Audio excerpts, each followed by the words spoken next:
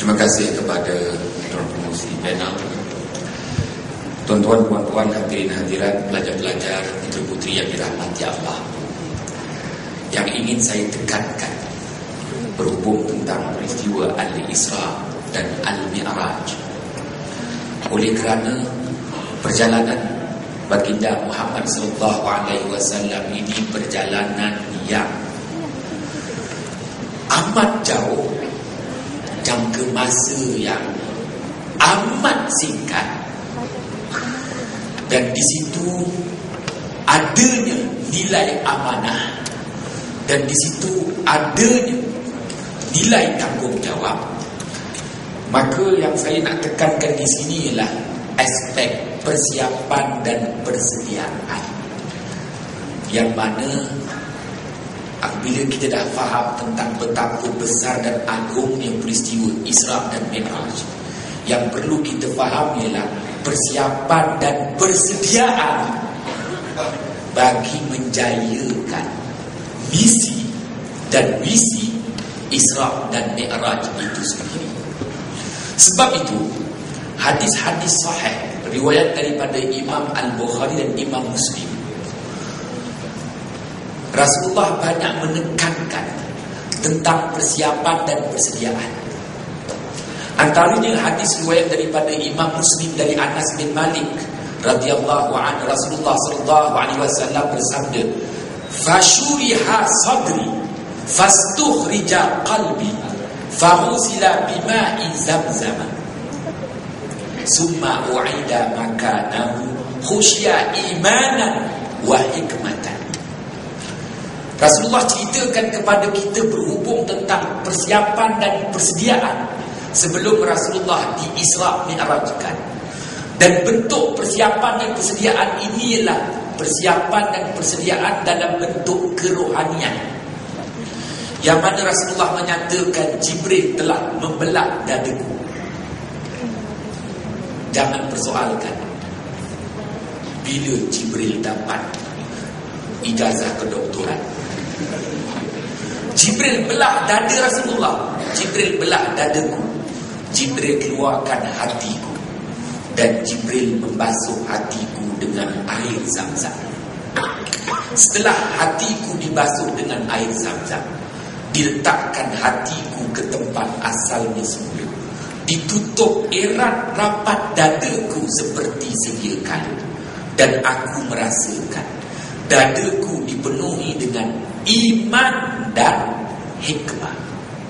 Maka bentuk persiapan kerohanian yang dilakukan oleh malaikat Jibril alaihissalam terhadap baginda Muhammad SAW ialah iman dan hikmah. Iman dan hikmah, itulah bentuk persiapan dan persediaan kerohanian yang amat perlu bagi menjayakan misi dan visi Isra dan Al-Mi'raj. Oleh kerana Ustaz minta saya cerita 18 kes dan skandal. Bayangkan 18 kes dan skandal. Rasulullah faham kerana ro'a, maknanya Rasulullah lihat, memahami, menghayati. Bukan nazarah tengok aja, faham pun tidak. Tapi ra'a ni Rasulullah lihat, Rasulullah faham, Rasulullah menghayati, dan Rasulullah kena cari jalan penyelesaian untuk setiap kes yang Rasulullah perhatikan. Kerana semuanya itu melanda umatnya, umat akhir zaman. Maka di situ perlu kekuatan iman. Kalau tengok case and scandal, tension you, press, datanglah stres. Rasulullah perlu keteguhan iman. Sebab itu pada malam Isra' Mi'raj ada nilai tambah iman melalui alat, iaitu air Zamzam. Baik, nanti lepas ni UPSI buatlah kajian apa istimewanya air Zamzam. Kerana anak saya suruh minum air Zamzam, payau ayah, Pepsi Cola. Yes. Kalau masuk dia kata, ya oi, kena dekat tekak ni. Cucuk-cucuk secukup rasa saya nak selim.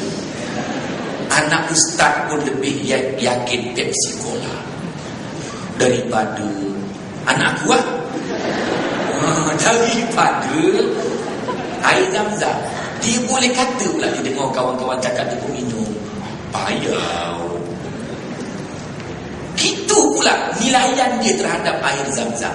Wahal air Zam-Zam itulah yang Rasulullah sabdakan, hadis riwayat daripada Imam Ahmad, khairul ma'i ala wajhil ardi ma'u Zamzam fa innahu ta'amut ta'mi wa shifa'us saqami, atau kama qala Rasulullah SAW. Sebaik-baik air yang ada di bumi Allah ini ialah air Zam-Zam, kerana bahawasanya air Zam-Zam itu adalah ibu kepada segala perasa makanan.